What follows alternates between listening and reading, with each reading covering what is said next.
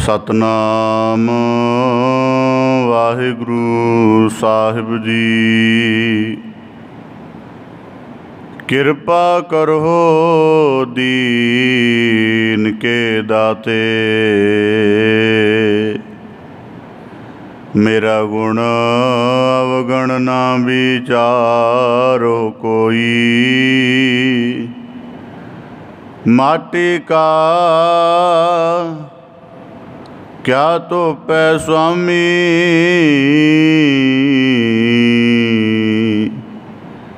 मानस की गते ही।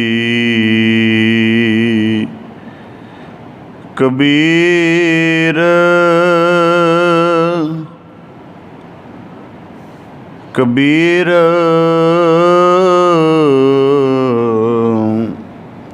फल लागे फल न पाकन लागे आंब। जाए पहुँचे खसम को जो बीच न खाही कांब। कबीर मन जाने सब बात,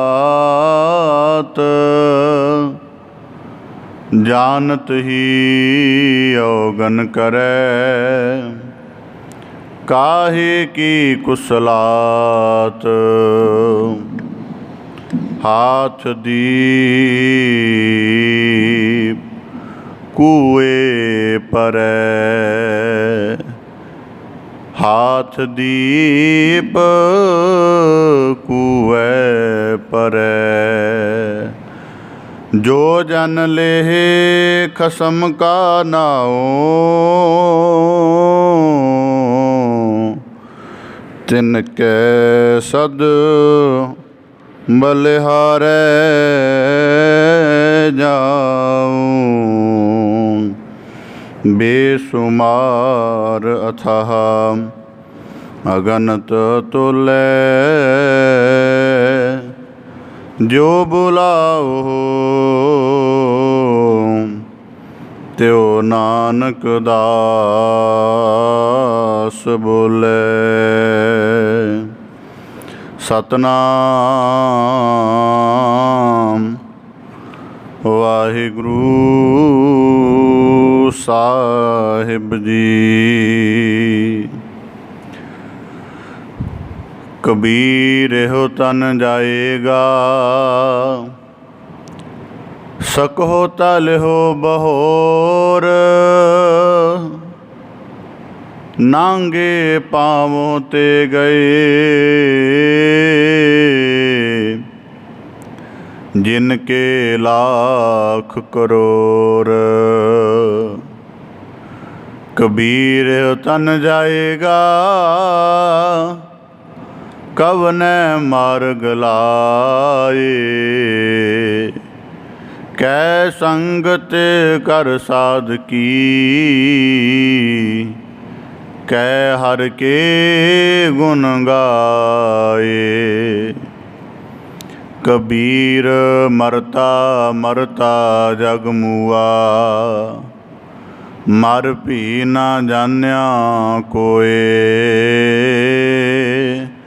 ऐसे मरने जो मरै, बहुर न मरना होए। ऐसे मरने जो मरै, बहुर न मरना होए। वाहिगुरु जी का खालसा, वाहिगुरु जी की फतेह। धन धन सतगुरु गुरु गरीब निवाज पतित पावन भगत वशल कृपा निध सतगुरु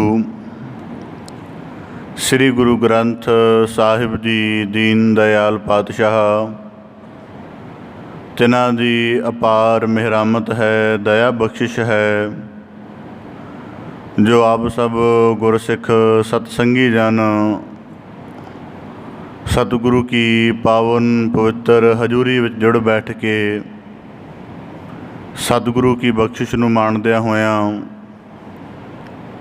अपने मनुੱਖਾ जीवन नूं सफल करन दा निर्मल यतन करदिआं होइआं अपने जीवन दे विच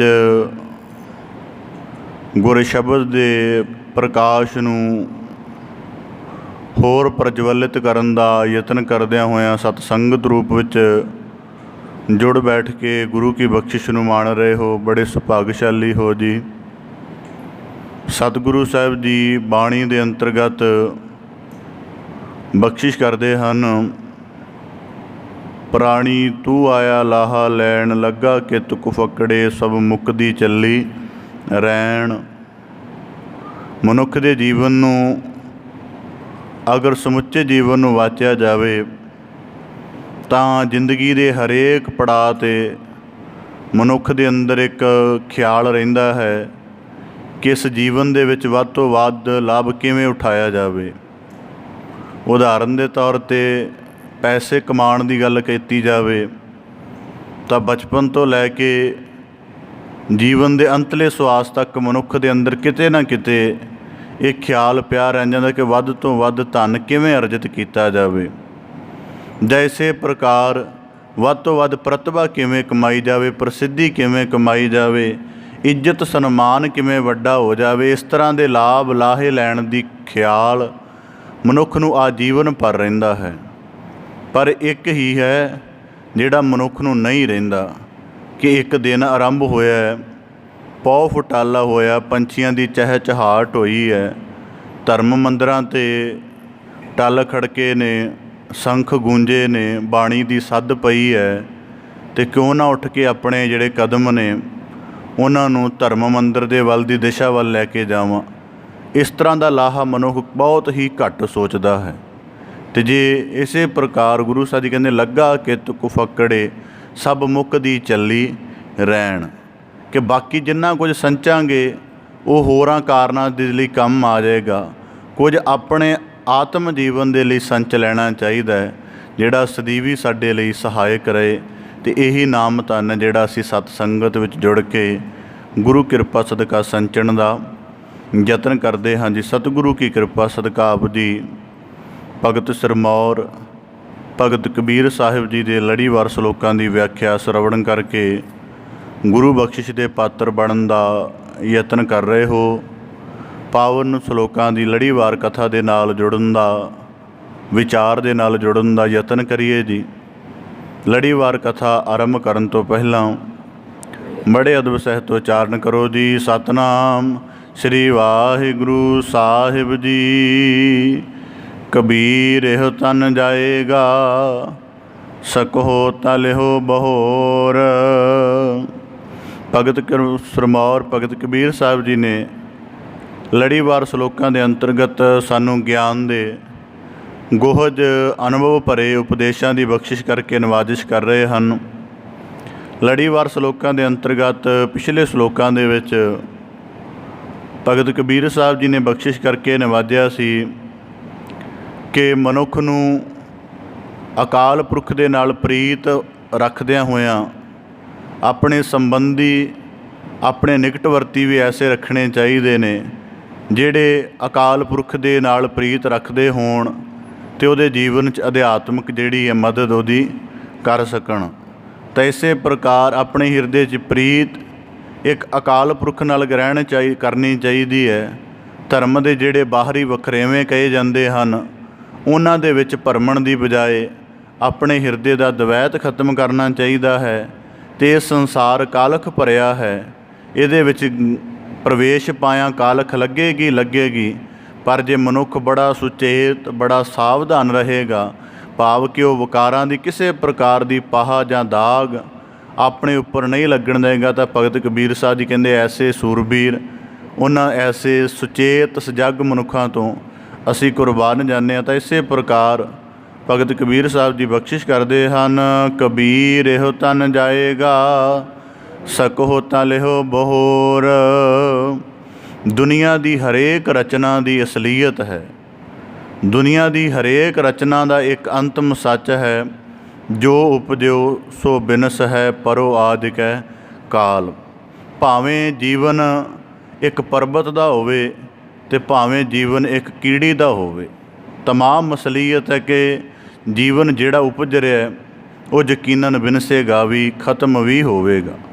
ਤਾਂ ਭਗਤ ਕਬੀਰ ਸਾਹਿਬ ਜੀ ਸਾਨੂੰ ਜੀਵਨ ਦਾ ਇੱਕ ਗੋਹਜ ਸੂਤਰ ਇਸੇ ਪ੍ਰਕਾਰ ਚੇਤੰਨ ਕਰਨ ਦੇ ਨੁਕਤੇ ਤੋਂ ਦੱਸ ਰਹੇ ਹਨ। ਜਿਵੇਂ ਅਸੀਂ ਕਈ ਵਾਰੀ ਵਾਕ ਸੁਣਦੇ ਹਾਂ ਤਾਂ ਉਹਨਾਂ ਵਾਕਾਂ ਨੂੰ ਇੱਕ ਅਰਥ ਦੇ ਵਿੱਚ ਕਹਿਣਾ ਹੋਵੇ ਤਾਂ ਕੋਈ ਨਾ ਕੋਈ ਸ਼ਬਦ ਕਿਹਾ ਜਾਂਦਾ।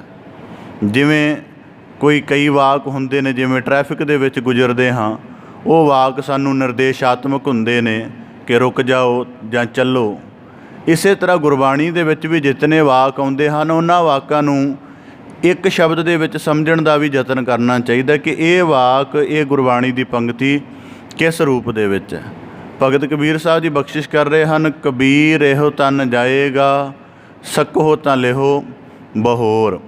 ਸਾਨੂੰ ਅਸਲੀਅਤ ਦਾ ਪੱਖ ਦੱਸ ਕੇ ਭਗਤ ਕਬੀਰ ਸਾਹਿਬ ਜੀ ਕਹਿੰਦੇ ਜੇ ਯਤਨ ਕਰ ਸਕਦੇ ਹੋ, ਮੋੜ ਸਕਦੇ ਹੋ ਤਾਂ ਮੋੜ ਲਓ। ਇਹਦਾ ਮਤਲਬ ਸਾਨੂੰ ਸਮਝਾਉਂਦਿਆਂ ਹੋਇਆਂ, ਚੇਤੰਨ ਕਰਦਿਆਂ ਹੋਇਆਂ ਪ੍ਰੇਰਣਾ ਦੇ ਰਹੇ ਹਨ ਕਿ ਜੇ ਯਤਨ ਕਰ ਸਕਦੇ ਹੋ ਤਾਂ ਕਰ ਲਵੋ। ਭਗਤ ਕਬੀਰ ਸਾਹਿਬ ਜੀ ਕਹਿੰਦੇ ਅਸਲੀਅਤਾਂ ਦੇ ਪੱਖ ਦੋ ਕਿਹੜੇ ਨੇ?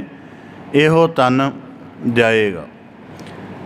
ਹੁਣ ਜਦੋਂ ਭਗਤ ਕਬੀਰ ਸਾਹਿਬ ਜੀ ਨੇ ਇਹੋ ਤਨ ਜਾਏਗਾ ਸ਼ਬਦ ਵਰਤਿਆ, ਇਹਦਾ ਪਹਿਲਾ ਭਾਵ ਇਹੀ ਬਣਦਾ ਹੈ ਕਿ ਇਹ ਸੰਸਾਰਕ ਬਿਰਤੀਆਂ ਵਾਲੇ, ਸੰਸਾਰਕ ਪ੍ਰਵਿਰਤੀਆਂ ਵਾਲੇ ਮਨੁੱਖਾਂ ਨੂੰ ਭਗਤ ਕਬੀਰ ਸਾਹਿਬ ਜੀ ਸੰਬੋਧਨ ਹੋ ਰਹੇ ਹਨ, ਕਿਉਂਕਿ ਸੰਸਾਰ ਨੂੰ ਹੀ ਇਹ ਅਸਲੀਅਤ ਵਿਸਰੀ ਹੋਈ ਹੈ ਕਿ ਇਹ ਤਨ ਨਾਸ਼ ਹੋਣ ਵਾਲਾ ਹੈ। ਸੰਸਾਰ ਨੂੰ ਹੀ ਜਿਹੜਾ ਗਿਆਨ ਦੇ ਤਲ 'ਤੇ ਜਾਗਿਆ ਹੈ, ਉਹਨੂੰ ਤਾਂ ਕਦੇ ਅਸਲੀਅਤ ਨਹੀਂ ਵਿਸਰੀ। ਉਹਨੂੰ ਤਾਂ ਜਦੋਂ ਜਦੋਂ ਇੱਕ ਪ੍ਰਾਣ, ਇੱਕ ਸਵਾਸ ਲੈਂਦਾ ਹੈ, ਉਹਨੂੰ ਤਾਂ ਨਾਲ ਨਾਲ ਇਹ ਗਿਆਨ ਸਫੁਰ ਹੁੰਦਾ ਜਾਂਦਾ ਹੈ ਕਿ ਇਹ ਜਿਹੜੀ ਦੇਹ ਹੈ ਇਹ ਗੌਰ ਵੱਲ ਵੱਧ ਰਹੀ ਹੈ, ਭਾਵ ਕਿ ਕਬਰ ਵਾਲੇ ਦੇ ਕਦਮ ਵੱਧ ਰਹੇ ਹਨ।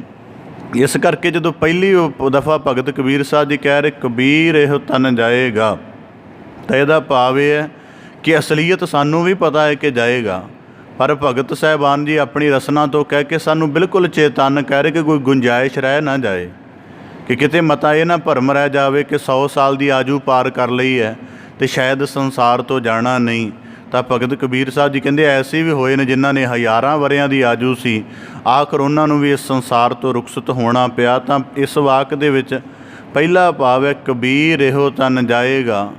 ਅੱਗੇ ਆਖਦੇ ਹਨ ਭਗਤ ਕਬੀਰ ਸਾਹਿਬ ਜੀ ਬਖਸ਼ਿਸ਼ ਕਰਦੇ ਹਨ, ਸਕਹੁ ਤਾਂ ਲਿਹੋ ਬਹੋਰ, ਕਿ ਇੱਕ ਅਸਲੀਅਤ ਕਿ ਬਿਨਸੇਗਾ, ਖਤਮ ਹੋਵੇਗਾ, ਨਸ਼ਟ ਹੋਵੇਗਾ, ਇਹ ਇੱਕ ਅਸਲੀਅਤ ਹੈ।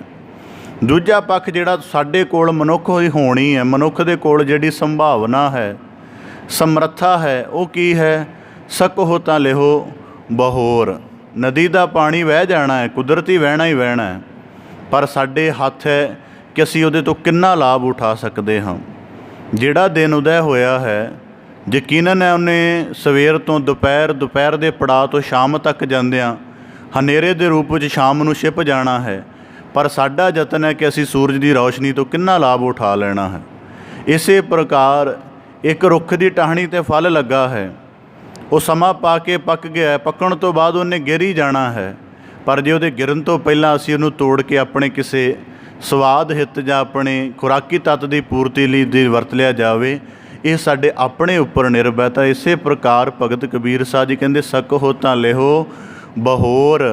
ਹੁਣ ਇਸੇ ਪ੍ਰਕਾਰ ਜੇ ਕੋਈ ਯਤਨ ਕਰ ਸਕਦੇ ਹੋ ਇਹਨੂੰ ਬਿਨਸਣ ਤੋਂ ਰੋਕਣ ਦਾ ਜਾਂ ਬਿਨਸਣ ਦੇ ਖਤਰੇ, ਡਰ ਤੋਂ ਬਚਣ ਦਾ, ਤਾਂ ਭਗਤ ਕਬੀਰ ਸਾਹਿਬ ਜੀ ਕਹਿੰਦੇ ਉਹ ਯਤਨ ਤੁਸੀਂ ਕਰ ਸਕਦੇ ਹੋ। ਹੁਣ ਇੱਥੇ ਸਮੱਸਿਆ ਇਹ ਪੈਦਾ ਹੋ ਜਾਂਦੀ ਹੈ ਕਿ ਮਨੁੱਖ ਸਮਝ ਲੈਂਦਾ ਹੈ, ਪਤਾ ਵੀ ਹੈ ਕਿ ਤਨ ਜਾਣ ਵਾਲਾ ਹੈ, ਅਤੇ ਇਹਨੂੰ ਇਹ ਵੀ ਪਤਾ ਹੈ ਕਿ ਕੁਝ ਉਪਚਾਰ ਥੋੜ੍ਹਾ ਬਹੁਤਾ ਕੀਤਾ ਜਾ ਸਕਦਾ ਹੈ, ਪਰ ਇਹ ਉਪਚਾਰ ਠੀਕ ਵੇ ਰੂਪ ਦੇ ਵਿੱਚ ਕਰਨ ਦੀ ਬਜਾਏ ਕੀ ਕਰਦਾ ਹੈ, ਉਲਟ ਰੂਪ ਦੇ ਵਿੱਚ ਸ਼ੁਰੂ ਕਰਨ ਲੱਗ ਪੈਂਦਾ। ਸਮਝ ਲੈਂਦਾ ਹੈ ਜਿਵੇਂ ਸਕਹੁ ਤਾਂ ਲਿਹੋ ਬਹੋਰ, ਇਹਦਾ ਉੱਚਤਮ ਭਾਵ ਤਾਂ ਇਹ ਬਣਦਾ ਹੈ ਕਿ ਇਹਦਾ ਕੋਈ ਚੰਗਾ ਪ੍ਰਯੋਜਨ ਪੈਦਾ ਕਰ ਲਿਆ ਜਾਵੇ ਸਰੀਰ ਦਾ, ਇਹਦੇ ਨਾਲ ਕੋਈ ਚੰਗੀ ਕਰਮਾਂ ਦੀ ਔਧ ਸੰਗ੍ਰਹਿਤ ਕਰ ਲਈ ਜਾਵੇ, ਇਹ ਇਹਦਾ ਅਰਥ ਬਣਦਾ ਹੈ। ਪਰ ਮਨੁੱਖ ਦੀ ਫਿਤਰਤ ਹੈ ਕਿ ਇਹ ਚੀਜ਼ਾਂ ਨੂੰ ਸੰਸਾਰਿਕ ਰੂਪ ਦੇ ਵਿੱਚ ਹੀ ਲੈਂਦਾ ਹੈ। ਹੁਣ ਇਸੇ ਪ੍ਰਕਾਰ ਇਹੋ ਤਨ ਜਾਏਗਾ ਸਕਹੁ ਤਾਂ ਲਿਹੋ ਬਹੋਰ ਸਮਝਦਾ ਹੈ ਕਿ ਜੀਵਨ ਦੀ ਜਿਹੜੀ ਸੁੰਦਰਤਾ ਜਵਾਨੀ ਵਿੱਚ ਬਣੀ ਰਹੀ ਹੈ ਇਹੀ ਬੁਢਾਪੇ ਵਿੱਚ ਬਣੀ ਰਵੇ। ਇਸ ਕਰਕੇ ਚੰਗੀ ਖੁਰਾਕ ਜਾਂ ਹੋਰ ਕੋਈ ਤਰੀਕੇ ਮੈਡੀਕਲ ਸਾਇੰਸ ਦੇ ਅਪਣਾ ਲਏ ਜਾਣ ਜਿਨ੍ਹਾਂ ਕਰਕੇ ਸਰੀਰ ਬਿਰਧ ਹੀ ਨਾ ਲੱਗੇ। ਅੱਜ ਦੇ ਮਨੁੱਖ ਨੂੰ ਇੱਕ ਚਿੰਤਾ ਇਹ ਵੀ ਬਣ ਰਹੀ ਹੈ, ਮੈਂ ਜਿਵੇਂ ਦਾ ਪਿਛਲੇ 1-2 ਸਾਲਾਂ ਤੋਂ ਇੱਥੇ ਆਇਆ ਹੋਇਆ ਸ਼ਹਿਰੀ ਸੁਸਾਇਟੀ ਦੇ ਸੰਪਰਕ ਵਿੱਚ, ਕਿ ਉਹ ਦੇਖਣ ਤੋਂ ਜਿਹੜੀ ਮਾਨਸਿਕ ਦੀ ਕੰਸੈਪਸ਼ਨ ਦੇਖ ਕੇ ਬਣੀ ਹੈ ਕਿ ਬੁਢਾਪੇ ਨੂੰ ਆਪਣੇ ਤੋਂ ਦੂਰ ਰੱਖਣ ਦਾ ਬੜਾ ਯਤਨ ਕੀਤਾ ਜਾ ਰਿਹਾ ਹੈ ਵੀ ਆ ਨਾ ਜਾਏ ਮੇਰੇ ਨਿਕਟ। ਐਸਾ ਮੈਨੂੰ ਇੱਥੇ ਆ ਕੇ ਅਨੁਭਵ ਹੋਇਆ। ਤਾਂ ਭਗਤ ਕਬੀਰ ਸਾਹਿਬ ਜੀ ਕਹਿੰਦੇ ਸਕਹੁ ਤਾਂ ਲਿਹੋ ਬਹੋਰ, ਬੜੇ ਯਤਨ ਕਰਦਾ ਹੈ ਕਿ ਚਮੜੀ ਦੀ ਪਕੜ ਢਿੱਲੀ ਨਾ ਪਏ, ਨੇਤਰਾਂ ਦੀ ਰੌਸ਼ਨੀ ਮੱਧਮ ਨਾ ਪਏ, ਕੰਨਾਂ ਦਾ ਸੁਣਨਾ ਨਾ ਘਟੇ, ਪੈਰਾਂ ਦਾ ਚੱਲਣਾ ਨਾ ਡਗਮਗਾਵੇ। ਇਸੇ ਯਤਨ 'ਚ ਲੱਗਾ ਹੈ। ਪਰ ਸੰਚ ਕਿਹਨੂੰ ਰਿਹਾ ਹੈ? ਜਿਹੜਾ ਉਪਜਿਆ ਹੀ ਕੱਚ ਤੋਂ। ਇਸੇ ਕਰਕੇ ਭਗਤ ਕਬੀਰ ਸਾਹਿਬ ਜੀ ਦੀ ਬਾਣੀ 'ਚ ਵਾਕ ਨੇ, ਇਹ ਤਨ ਐਸਾ ਜੈਸੇ ਘਾਸ ਕੀ ਟਾਟੀ ਜਲ ਗਇਓ ਘਾਸ ਰਲ ਗਇਓ ਮਾਟੀ। ਕਿਹੜੇ ਸੰਭਾਲਣ ਦਾ ਯਤਨ ਕਰਨਾ, ਪਰ ਸੰਭਾਲਣ ਦਾ ਯਤਨ ਉਹਨੂੰ ਕਰ ਰਹੇ ਹਾਂ ਜਿਹੜਾ ਲਗਾਤਾਰ ਵਿਨਸ ਰਿਹਾ ਹੈ, ਜਿਹੜਾ ਲਗਾਤਾਰ ਘਟ ਰਿਹਾ ਹੈ। ਹੁਣ ਜਿਵੇਂ ਉਦਾਹਰਨ ਦੇ ਤੌਰ 'ਤੇ ਮਨੁੱਖ ਇੱਕ ਰੁੱਖ ਦੀ ਛਾਂ ਹੇਠਾਂ ਬੈਠ ਜਾਏ ਦਿਨ ਦੇ ਆਰੰਭ ਵੇਲੇ, ਜਦੋਂ ਦਿਨ ਚੜ੍ਹਿਆ ਉਦੋਂ ਥੋੜ੍ਹੀ ਦੂਰੀ 'ਤੇ ਹੋਏਗੀ ਜਿਹੜੀ ਛਾਂ, ਦੂਜੇ ਤਰਫ ਹੋਏਗੀ। ਚਲਦਿਆਂ ਚਲਦਿਆਂ ਦੁਪਹਿਰ ਤੱਕ ਆ ਜਾਏਗੀ ਅਤੇ ਮਨੁੱਖ ਇਸੇ ਭਰਮ ਵਿੱਚ ਬੈਠਾ ਰਹੇ ਕਿ ਜਿੱਥੇ ਮੈਂ ਬੈਠਾ ਉੱਥੇ ਹੀ ਛਾਂ ਰਹੇ। ਐਸਾ ਤਾਂ ਸੰਭਵ ਨਹੀਂ ਹੋਣਾ ਹੈ। ਜੇ ਸੂਰਜ ਦੀ ਗਰਦਿਸ਼ ਚੱਲ ਰਹੀ ਹੈ, ਰੁੱਤਾਂ ਦੀ ਗਰਦਿਸ਼ ਚੱਲ ਰਹੀ ਹੈ, ਤਾਂ ਮਨੁੱਖ ਤੇਰੇ ਜੀਵਨ ਦੀ ਵੀ ਗਰਦਿਸ਼ ਚੱਲ ਰਹੀ ਹੈ। ਇਸੇ ਪ੍ਰਕਾਰ ਇਹੋ ਤਨ ਜਾਏਗਾ ਔਰ ਜਾ ਰਿਹਾ ਹੈ, ਜਾ ਰਿਹਾ ਹੈ ਸਕਹੁ ਤਾਂ ਲਿਹੋ ਬਹੋਰ। ਜੇ ਮੋੜਨ ਦਾ ਕੋਈ ਯਤਨ ਕਰ ਸਕਦੇ ਹੋ ਅਤੇ ਮੋੜਨ ਦਾ ਯਤਨ ਇਹ ਨਹੀਂ ਕੀਤਾ ਜਾ ਸਕਦਾ ਕਿ ਮੇਰੀ ਦੇਹ ਸਾਬਤ ਬਚੀ ਰਹਿ ਜਾਏ, ਜਾਂ ਜੇ ਮੇਰੇ ਪ੍ਰਾਣਾਂ ਦੀ ਔਧ ਹੈ ਉਹ ਬਚੀ ਰਹਿ ਜਾਵੇ। ਜਿਵੇਂ ਜੋਗੀ ਆਦਿਕ ਲੋਕ ਸਨ, ਉਹਨਾਂ ਦਾ ਜੀਵਨ ਦੇ ਪ੍ਰਤੀ ਇਸ ਤਰ੍ਹਾਂ ਦਾ ਸੁਭਾਅ ਬਣ ਗਿਆ ਕਿ ਆਪਣੇ ਸਵਾਸਾਂ ਦੀ ਪ੍ਰਕਿਰਿਆ ਨੂੰ ਬੜਾ ਸਾਧ ਲਿਆ ਜਾਵੇ, ਅਤੇ ਇੰਨਾ ਜ਼ਿਆਦਾ ਸਾਧ ਲਿਆ ਜਾਵੇ ਕਿ ਕਈ 100 ਸਾਲਾਂ ਦੀ ਆਜੂ ਹੋ ਜਾਵੇ। ਕਿਵੇਂ ਕਹਿੰਦੇ, ਜਿਹੜਾ ਸਿੱਧ ਜੋਗੀ ਹੈ ਉਹਦੇ ਸਾਹ ਦੀ ਪ੍ਰਕਿਰਿਆ ਇੰਨੀ ਲੰਬੀ ਹੋ ਜਾਂਦੀ ਹੈ ਕਿ 1 ਮਿੰਟ ਦੇ ਵਿੱਚ ਕੇਵਲ ਜਿਹੜਾ ਬਹੁਤ ਉੱਚੀ ਅਵਸਥਾ ਦਾ ਹੁੰਦਾ ਹੈ ਉਹ 4 ਤੋਂ 5 ਸਾਹ ਲੈਂਦਾ ਹੈ 1 ਮਿੰਟ ਦੇ ਵਿੱਚ। ਜਿਵੇਂ ਅਸੀਂ ਕਾਫੀ ਜ਼ਿਆਦਾ ਲੈ ਲੈਂਦੇ ਹਾਂ, ਉਹ 3 ਜਾਂ 4 ਸਾਹ ਲੈਂਦਾ। ਉਹ ਸਮਝਦੇ ਨੇ ਕਿ ਸਾਹਾਂ ਦੀ ਔਧ ਕਰਕੇ ਸਰੀਰ ਜਲਦੀ ਬਿਰਧ ਹੁੰਦਾ ਹੈ, ਇਸ ਕਰਕੇ ਸਵਾਸਾਂ ਦੀ ਪ੍ਰਕਿਰਿਆ ਨੂੰ ਸਾਧ ਲਿਆ ਜਾਵੇ। ਤਾਂ ਇਸੇ ਪ੍ਰਕਾਰ ਫਿਰ ਬੜੀ ਲੰਬੀ ਆਰਜੂ ਕਰ ਲੈਂਦੇ ਹਨ। ਤਾਂ ਫਿਰ ਵੀ ਆਖਰ ਜਿਹੜੀ ਸਰੀਰ ਰੂਪ ਵਿੱਚ ਔਧ ਪ੍ਰਾਪਤ ਹੋਈ ਹੈ, ਕਿਤੇ ਨਾ ਕਿਤੇ ਤਾਂ ਜਾ ਕੇ ਉਹ ਸਰੀਰ ਦੀ ਔਧ ਬਿਨਸੇਗੀ। ਤਾਂ ਗੁਰੂ ਭਗਤ ਕਬੀਰ ਸਾਹਿਬ ਜੀ ਕਹਿੰਦੇ, ਕਬੀਰ ਇਹੋ ਤਨ ਜਾਏਗਾ ਸਕਹੁ ਤਾਂ ਲਿਹੋ ਬਹੋਰ। ਜੇ ਮੋੜਨ ਦਾ ਸੰਭਾਲਣ ਦਾ ਕੋਈ ਯਤਨ ਕਰ ਸਕਦੇ ਹੋ ਤਾਂ ਕਰ ਸਕਦੇ ਹੋ, ਨਹੀਂ ਤਾਂ ਜੀਵਨ ਦੀ ਅਸਲੀਅਤ ਕੀ ਹੈ?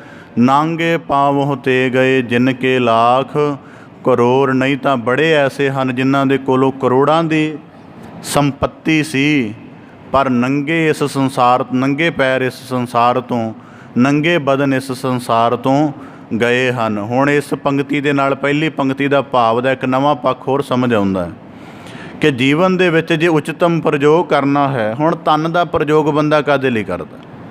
ਆਰੰਭ ਦੇ ਵਿੱਚ ਗੱਲ ਚੱਲੀ ਸੀ ਕਿ ਹੋਰ ਸਾਰੇ ਲਾਹੇ ਮਨੁੱਖ ਪ੍ਰਾਪਤ ਕਰਦਾ ਹੈ, 10 ਘੰਟੇ ਸਖਤ ਕਿਰਤ ਕਰਦਾ ਹੈ ਕਿ ਧਨ ਦੀ ਔਧ ਪ੍ਰਾਪਤ ਹੋ ਜਾਵੇ, ਜੀਵਨ ਦਾ ਗੁਜ਼ਰ ਬਸਰ ਚੰਗਾ ਚੱਲਦਾ ਰਹੇ।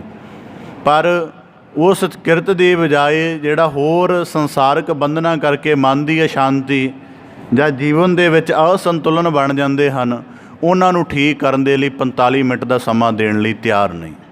ਸਰੀਰ ਸਵਸਥ ਰਹਿ ਜਾਏ, ਸਵੇਰ ਸ਼ਾਮ ਦੀ ਜਿਹੜੀ ਵਰਜਿਸ਼ ਦਾ ਕਰਮ ਹੈ ਉਹਨੂੰ ਬੜੀ ਪਾਬੰਦੀ ਨਾਲ ਕਰਦਾ ਹੈ, ਪਰ ਮਨ ਦੇ ਤਲ 'ਤੇ ਵਿਕਾਰਾਂ ਦੇ ਜਾਂ ਹੋਰ ਸਾਰੇ ਬੰਧਨ ਮਿਟ ਜਾਣ, ਇਹਦੇ ਲਈ ਸਤ ਸੰਗਤ ਦੇ ਵਿੱਚ 20-25 ਮਿੰਟ ਦਾ ਸਮਾਂ ਵੀ ਬਤੀਤ ਕਰਨਾ ਮਨੁੱਖ ਨੂੰ ਮੁਹਾਲ ਲੱਗਦਾ ਹੈ। ਤਾਂ ਇਸੇ ਪ੍ਰਕਾਰ ਸਕਹੁ ਤਾਂ ਲਿਹੋ ਬਹੋਰ।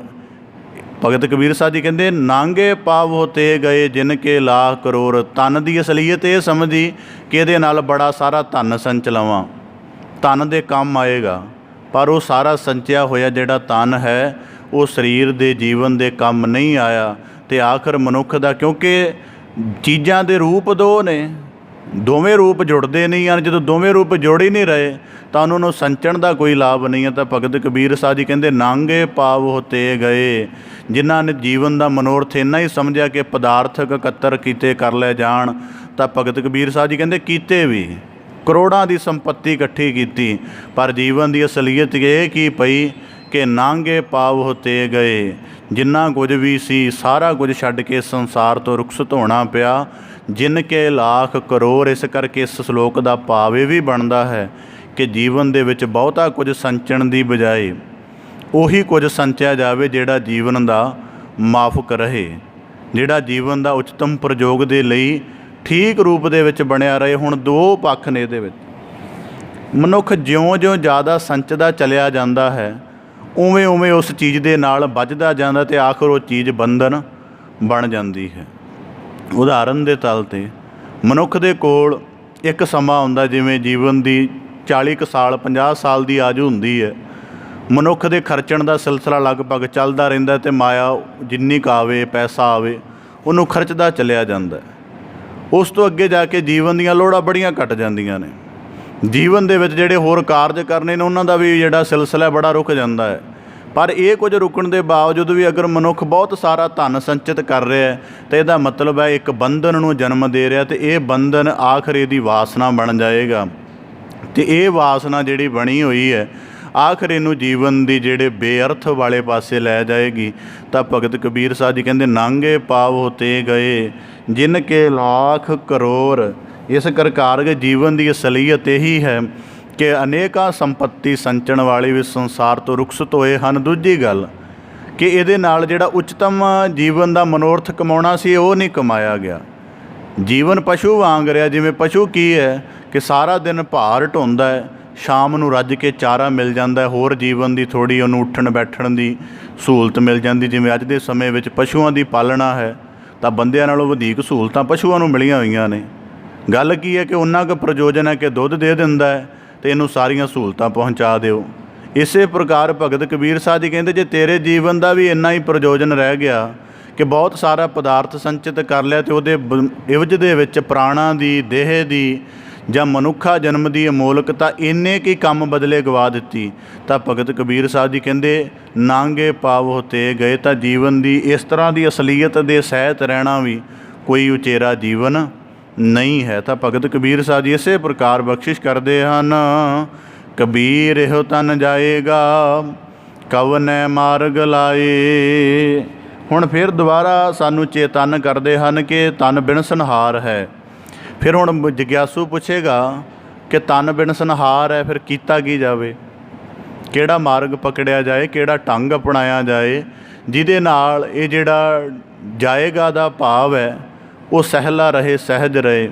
ਤਾਂ ਭਗਤ ਕਬੀਰ ਸਾਹਿਬ ਜੀ ਕਹਿੰਦੇ ਕਵਨੈ ਮਾਰਗ ਲਾਏ। ਕਿਸੇ ਮਾਰਗ 'ਤੇ ਤਾਂ ਲਾਉਣਾ ਬਣਦਾ ਹੈ।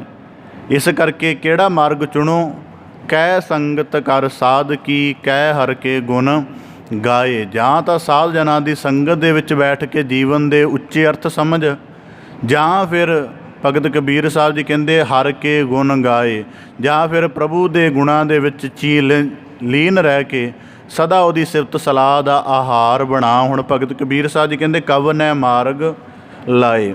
ਹੁਣ ਅਸੀਂ ਸਾਰੇ ਆਪਣੇ ਆਪ ਨੂੰ ਧਾਰਮਿਕ ਆਖਦੇ ਹਾਂ ਜਾਂ ਧਾਰਮਿਕ ਸਮਝਦੇ ਹਾਂ, ਜਾਂ ਗੁਰੂ ਕੇ ਸਿੱਖ ਆਖਦੇ ਹਾਂ ਜਾਂ ਗੁਰੂ ਕੇ ਸਿੱਖ ਸਮਝਦੇ ਹਾਂ। ਜਦੋਂ ਇਹ ਦੋ ਵਾਕ ਅਸੀਂ ਕਹਿਣ ਦੇ ਯੋਗ ਹੋ ਜਾਂਦੇ ਹਾਂ ਜਾਂ ਅਖਵਾਉਣ ਦੇ ਯੋਗ ਆਪਣੇ ਆਪ ਨੂੰ ਸਮਝਦੇ ਹਾਂ, ਤਾਂ ਇਹਦਾ ਇੱਕ ਅਰਥ ਇਹ ਵੀ ਬਣਦਾ ਹੈ ਕਿ ਸਾਨੂੰ ਜੀਵਨ ਦੀ ਗਿਆਨ ਭਰੀ ਸੂਝ ਹੈ ਅਤੇ ਉਸ ਸੂਝ ਦੇ ਵਿੱਚੋਂ ਤਾਂ ਗੁਰੂ ਭਗਤ ਕਬੀਰ ਸਾਹਿਬ ਜੀ ਕਹਿੰਦੇ ਕਹਿ ਸੰਗਤ ਕਰ ਸਾਧ ਕੀ। ਹੁਣ ਸਾਰੀ ਜ਼ਿੰਦਗੀ ਸੰਸਾਰਿਕ ਤਲ 'ਤੇ ਜੀਵਿਆ ਹੈ, ਸੰਸਾਰੀਆਂ ਦੇ ਨਾਲ ਹੀ ਸੰਬੰਧ ਰਿਹਾ ਹੈ, ਅਤੇ ਸੰਸਾਰੀਆਂ ਦੇ ਨਾਲ ਸੰਬੰਧ ਰਹਿੰਦਿਆਂ ਜੀਵਨ ਦੀ ਇਹ ਅਸਲੀਅਤ ਸਮਝ ਆਈ ਕਿ ਬਹੁਤ ਸਾਰਾ ਧਨ ਸੰਚਲੀਏ ਤਾਂ ਜੀਵਨ ਸੁਖਦ ਹੋਏਗਾ। ਕਹਿੰਦੇ ਪਰ ਇਹ ਕੁਝ ਕਰਨ ਦੇ ਬਾਵਜੂਦ ਵੀ ਜੀਵਨ ਸੁਖਦ ਨਹੀਂ ਰਿਹਾ। ਥੋੜ੍ਹੇ ਦਿਨਾਂ ਦਾ ਹੀ ਪਹਿਲਾਂ ਮੇਰਾ ਐਸਾ ਅਨੁਭਵ ਰਿਹਾ, ਕਿਸੇ ਬਹੁਤ ਵੱਡੇ ਕਾਰੋਬਾਰੀ ਦੇ ਨਾਲ ਵਾਰਤਾਲਾਪ ਆਦਿਕ ਹੋਈ, ਤਾਂ ਉਹ ਦੱਸ ਰਿਹਾ ਸੀ ਆਹ ਸਿਲਸਿਲੇ ਦੇ ਵਿੱਚ ਜਿਹੜਾ ਪਿਛਲਾ ਸਾਡਾ ਬੀਤਿਆ। ਕਹਿਣ ਲੱਗਾ ਕਿ ਗਿਆਨੀ ਜੀ 70-80 ਕਰੋੜ ਦੀ ਪ੍ਰਾਪਰਟੀ ਹੈ, ਕਿ इतने ज़्यादा मनुख काम करते हैं, 7-8 देशों के विच मेरा कारोबार है, पर मन का सुकून नहीं है। दुनिया भर के जोड़े साइकोलॉजिस्ट ने या जोड़े साइकैट्री डिपार्टमेंट वाले ने उन्होंने नाल बड़ियां नाल कंसलटेंट कर चुका, अजे तक टिका नहीं बनया। तो तुहाडे कोई नुकता है जिहदा मेरा टिका बन सके, मैनू थोड़ा जिहा आराम आ सके? मैं कहा जी जे एडे वड्डे डॉक्टरां को नहीं है तो मेरे को कित्थे होएगा? कहंदे ने फिर भी कोई। मैं कहा जी जिन्ना को गुरबाणी चों सानू सतगुरु साहब बख्शिश करते हैं जां जिन्ना को सानू गुरु किरपा नाल समझ आउंदा है, उहदे विचों तां इन्ना की समझ आउंदा है कि जिन्ना ज़्यादा चीज़ां दी पकड़ गहरी होएगी उन्ना ज़्यादा मनुख अशांत होएगा। क्योंकि जीवन बिनसरिया जदों जीवन बिनसण की असलीयत देखदा है, दूजे पासे अपने संचित किए हुए धन नूं देखदा है, तो फिर चिंता उपजदी है कि शरीर तो बिनसरिया है पर इनू बिनसन दे नाल इन्ना कुछ संचिया कि ये छड्डना पेगा। जिहड़ी चिंता का असमंजस पैदा हुंदा है वो मानसिक अशांति नूं पैदा करदे। इस करके चीज़ां की पकड़ छड्डनी शुरू कर दिओ। तो अगों कहण लगा जी ये छड्डनी सौखी नहीं है, जिंदगी का सारा मैं अपना समा ही इधर लगाया है। तो मैं कहा इसे करके तो भगत बाणी दे विच कहा जाता है कि जदों संसार के बंदे धंधे कर रहा हुंदा, जो पूरी तरह खुबिया हुंदा है माया संचण विच, उदों लगता है कि जीवन का परम मनोरथ ही है, शायद ये विचों ही परम आनंद लभ जाना है। जदों कमा के जां संपन्न हो के थोड़ा जिहा परे हो के देखदा है, फिर देखदा है जीवन की तो बड़ा कीमती कुछ ऐं ही गवाच गया। तो भगत कबीर साहब जी कहंदे कै संगत कर साध की। हुण इत्थे भगत कबीर साहब जी हुण इस गल दे धार्मिक भाव ये लए जाते हैं कि बंदा जी सत्संग च बैठा रहे, रब दे गुण गाउंदा रहे, ये शरधा का कर्म बन जाता है। हुण भगत कबीर साहब जी ने कहा कै संगत कर साध की। साध की का भाव की है कि जिवें साधु की करदा है, उहदे कोलों बड़ा कुछ हुंदा है, तो उस साधना दे विच पै के जदों उहनूं पहले पੱਧਰ ते जाग आउंदी है कि इहो तन जाएगा, वो जदों ये असलीयत विच जागदा है उन्होंने फिर नज़र आउंदा है कि इन्ना कुछ पसरिया पिया है तो मैं तो जाएगा, तो फिर यदा भाव की होएगा? हुण ये सारा कुछ पिया तो होया, तो कीता की जावे? धन संपदा सारा कुछ पिया गया है, फिर साध की करदा है? वो कहंदा इहदे भाव नूं अंदरों हौली हौली मनफी करो। आ जिहड़ा पदार्थ प्रसिद्धि प्रतिभा जां काया जिहड़ा इहदा बंधन बनिया पिया है कि मैनूं लगदा जीवन इन्हां करके ही है, इन्हां दी पकड़ हौली हौली घटाई जाए, इन्हां दा आकर्षण इन्हां दा मोह अपने अंदरों घटाया जाए। तो कहंदे जी इस तरह की साधना करदा है तो फिर उस साधना नूं बल मिलदा रहे। इहदे लई प्रभु की कीर्ति का सहारा लेना जां उहदा ओट आसरा लेना चंगा है, क्योंकि उन्हें धन संपदा संचली है कि हुण इसे चिंता दे विच मरे के छड्ड के जानी पेगी। नहीं, इहदी बजाए साधगत वाला जीवन जिउण दे लई इन्हां दी जिहड़ी अंदरूनी पकड़ है उहदे भाव नूं बिल्कुल घटा लिया जाए। तो जदों इस भाव नूं मनुख घटा लेगा तो फिर चीज़ां दा भावें किन्ना धन संपदायक होवे उहनूं इस गल का प्रभाव नहीं रहेगा। हुण शुरू च जिक्र आया सी ना, नांगे पाँव ते गए। ये संसार नूं उदों ही समझ आउंदा जिहड़ा संसारक तल ते जिउं रिहा है, जदों उहदा जीवन खत्म हो जाता है। पर जिहड़ा कै संगत कर साधकी दे कर्म विच पै जांदा है, उन्होंने जीवन के बिनसण तो पहला ही असलीयत समझ आ जाती है, तो इस असलीयत नूं हंडाउणा भी शुरू कर दिंदा है। तो भगत कबीर साहब जी कहंदे कै हर के गुण गाए। फिर एक पक्ष ते जाके उन्होंने सोझी आउंदी है कि ये जिहड़ा धन संपदा संची है ये संसार दे वितरण दे विच ही लगा दित्ती जावे ते अपने जीवन का कर्म राम नाम के आधार वाला बनाया जाए, क्योंकि उही असल धन है। ये धन संचिया है, ठीक है, ये संसार की वाह वाह मिल सकती है, पर अध्यात्मक जीवन दे विच परलोक का जस तां मिलता है जे मनुख दे पास शुभ गुणां की रास होवे। तां भगत कबीर साहब जी कहंदे कै हर के गुण गाए। इस करके जीवन दे विच साध कर्म नूं प्रणाओ। हुण साध कर्म नूं प्रणाउण दा मतलब ये है कि जदों हुण समस्या तो एक ये भी बनती है कि मनुख अपना अध्यात्मक जीवन आरंभ कदों करता है। हुण जिवें साडी पढ़ाई का जीवन है 2-3-4 साल च, हुण समा एडवांस हो गया, 1.5 साल च शुरू हो जाता है बंदे की पढ़ाई का जीवन, किजी स्कूल तो लैके यूनीवर्सिटी तक। मनुख अपने विआहता जीवन की शुरुआत भी 24-25 हद 30 साल तक कर लैंदा। जीवन की हरेक अवस्था का एक पड़ाव है, पर मनुख के अध्यात्मक जीवन का कोई पड़ाव नहीं है। असीं अपने आप नूं सिविलाइजड मैन कहने अज दे समय च, बड़े सभ्यक मनुख हाँ। सभ्यक मनुख होने के नाते सानूं जीवन की आम असलीयत ही पता है, आम ही शैली पता है कि जी पढ़ाई विवाह परिवार थोड़ी जिम्मेवारियां, बस इन्ना कुछ सारिਆਂ ਨੂੰ पता है। साडा अध्यात्मक जीवन कदों आरंभ होया, किस रूप दे विच आरंभ होया जां किवें आरंभ करना चाहिए, इहदे बारे सानू कोई सूझ नहीं है। तो भगत कबीर साहब जी कहते कै संगत कर साध की कै हर के गुण गाए। तो भगत कबीर साहब जी कहते इस करके साध कर्म परनाए जान कि जितने मायावी बंधन बने हैं उन्हां सारिਆਂ तो हौली हौली छुटकण का यतन किया जाए। तो जिहड़ी रोज़ाना की सत संगत की हाज़री है वो जिथे ज्ञान उपलब्ध करवाउंदी है, उत्थे ज्ञान के सहित साडा कर्म हो जाए, इहदा भी बल बख्शिश करती है। तो भगत कबीर साहब जी कहते कै संगत कर साध की कै हर के गुण गाए। कहते कोई बहुत वड्डा धनाड़ सेठ सी, अक्सर चिंता दे विच रहा करे, अक्सर चिंता दे विच रहा करे। तो एक फकीर उहदे घर दे तरफों रोज़ अगों गुजरदा हुंदा सी ते कहण लगा सी कि वो रोज़ फकीर क्या करे, पंछियां दी परवाज़ है साडी, पंछियां दी परवाज़। तो वो सेठ रोज़ चिंता दे विच रहा करे कि कारोबार बड़ा वड्डा है, औलाद जोग नहीं है, किते खराब ना कर देवे, इस चिंता विच रहा करे। तो फकीर रोज़ उहदे घर गाड़ी अग्यों लंघिया करे, त्या क्या करे कि जीवन पंछियां दी परवाज़ है, जीवन पंछियां दी परवाज़। बड़े दिन रोज़ उन्हें गल सुननी पर अपनी चिंता च ग्रस्त रहना, बड़े हल लभने, गल बनी ना। आखिर दे एक दिन उस फकीर नूं रोक लिया, कहण लगा कि तुसीं रोज़ लंघदे हो, एक वाक कहंदे हो जीवन पंछी दी परवाज़, इहदा मतलब की है? कहण लगा मतलब बड़ा सरल है। कहंदा पंछी पौ फटाला हुंदा है, कोई नहीं उन्हां नूं आर्डर दिंदा आलਣਾ छड्ड जाओ, छड्ड जांदे ने। कहंदा इसे प्रकार शाम जदों परतदी हुंदी है, कहंदा कोई नहीं उन्हां नूं चेता कराउंदा कि अपने आलणिਆਂ 'ਚ परत जाओ, कहंदा अपने आप परत जांदे ने। इसे प्रकार मेरे कहण दा भाव यह है कि जीवन जिहड़ा है उदय हो गया, भाव जन्म हो गया है, तो भगती की उडारी लाउणी आरंभ कर दिओ, शुभ गुणा की उडारी लगाउणी आरंभ कर दिओ। जदों तक शाम दिन जीवन अस्त होना है उदों तक मुड़ अपने आलणे दे विच परत जाओ, भाव कि मुड़ अपने निज स्वरूप दे विच अभेद हो जाओ तो भटकण का कोई कारण ना रहे।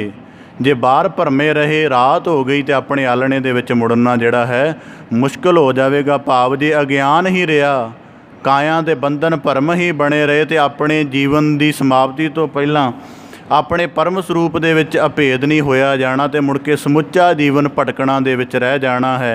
इस करके मेरा कहण दा भाव है कि पंछियां दी परवाज़ वर्गा जीवन बनाओ। तो इसे प्रकार कि जिवें उन्हां दे आलणे दा निर्माण है वो करदे ने पर पक्के रूप दे विच नहीं।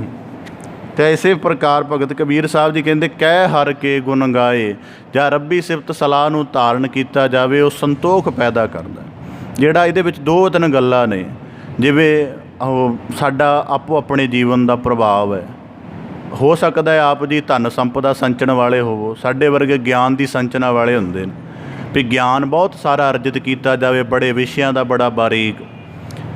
बड़ा बारीक ज्ञान संचित करके भी आखिर समझ आउंदा है कि जिहड़े जीवन विच बुद्धि का सारा प्रयोग ज्ञान अर्जित करन ते लगा दिता, ज्ञान की गहराई ते तल ते जाण ते करन दा सारा जीवन लगा दिता, पर उच्चतम भेद तो फिर समझण दे विच नहीं आया।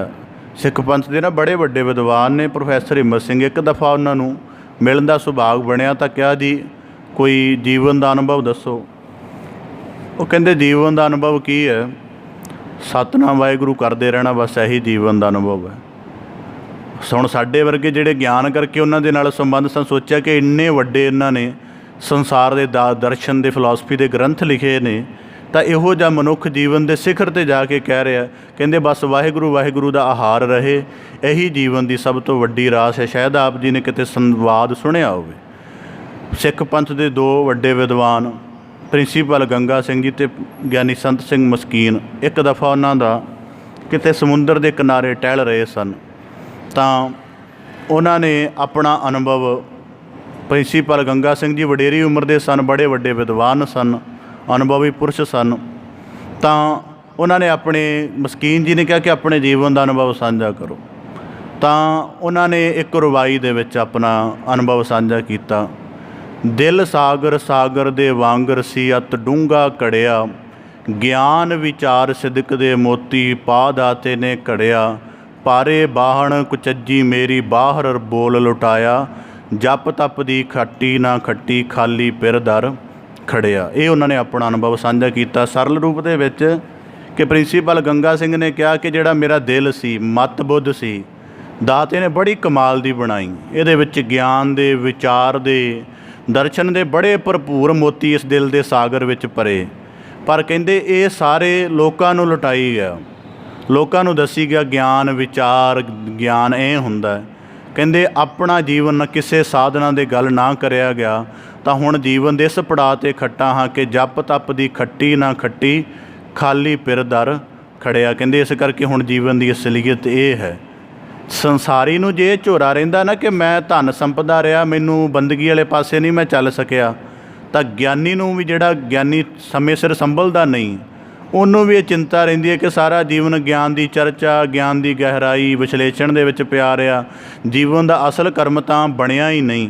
ਤਾਂ ਇਸੇ ਪ੍ਰਕਾਰ ਭਗਤ ਕਬੀਰ ਸਾਹਿਬ ਜੀ ਕਹਿੰਦੇ ਕਹਿ ਹਰ ਕੇ ਗੁਣ ਗਾਏ, ਕਿ ਅਸਲੀਅਤ ਦੋਵਾਂ ਦੇ ਲਈ ਸਾਂਝੀ ਹੈ, ਦੋਵੇਂ ਇਹਦਾ ਸਾਂਝਾ ਸਮਾਨ ਭਾਵ ਹੰਡਾਉਣ। ਕਬੀਰ ਮਰਤਾ ਮਰਤਾ ਜਗ ਮੂਆ, ਮਰ ਭੀ ਨਾ ਜਾਣਿਆ ਕੋਏ। ਹੁਣ ਜੀਵਨ ਦਾ ਇੱਕ ਹੋਰ ਪਰਮ ਸੂਤਰ ਭਗਤ ਕਬੀਰ ਸਾਹਿਬ ਜੀ ਬਖਸ਼ਿਸ਼ ਕਰ ਰਹੇ ਹਨ। ਕਬੀਰ ਮਰਤਾ ਮਰਤਾ ਜਗ ਮੂਆ। ਪਹਿਲੇ ਦੋ ਸ਼ਲੋਕਾਂ ਦੇ ਵਿੱਚ ਕੇਵਲ ਚੇਤਾ ਕਰਵਾਇਆ ਹੈ ਕਿ ਕਬੀਰ ਇਹੋ ਤਨ ਜਾਏਗਾ, ਅਤੇ ਕੀ ਕੀ ਕੀਤਾ ਜਾ ਸਕਦਾ ਤਨ ਦੇ ਜਾਣ ਤੋਂ ਪਹਿਲਾਂ, ਜਾਂ ਮਨੁੱਖ ਕੀ ਕਰਦੇ ਨੇ। ਹੁਣ ਤੀਜਾ ਸੂਤਰ ਬਖਸ਼ਿਸ਼ ਕਰ ਰਹੇ ਹਨ। ਕਬੀਰ ਮਰਤਾ ਮਰਤਾ ਜਗ ਮੂਆ, ਮਰ ਭੀ ਨਾ ਜਾਣਿਆ ਕੋਏ। ਬੜੇ ਐਸੇ ਮਰ ਰਹੇ ਨੇ ਜਿਨ੍ਹਾਂ ਨੂੰ ਰੋਜ਼ਾਨਾ ਸ਼ਮਸ਼ਾਨ ਦੇ ਵਿੱਚ ਜਲਾਇਆ ਜਾ ਰਿਹਾ ਹੈ, ਜਾਂ ਬੜੇ ਐਸੇ ਹਨ ਜਿਹੜੇ ਰੋਜ਼ਾਨਾ ਆਤਮਿਕ ਮੌਤ ਦੇ ਵਿੱਚ ਮਰ ਰਹੇ ਹਨ। ਤਾਂ ਭਗਤ ਕਬੀਰ ਸਾਹਿਬ ਜੀ ਕਹਿੰਦੇ ਮਰ ਭੀ ਨਾ ਜਾਣਿਆ ਕੋਏ, ਪਰ ਕੋਈ ਵਿਰਲਾ ਹੈ, ਕੋਈ ਇੱਕ ਵੀ ਨਹੀਂ ਹੈ ਜਿਹਨੂੰ ਮਰਨ ਦਾ ਢੰਗ ਆ ਗਿਆ ਹੋਵੇ।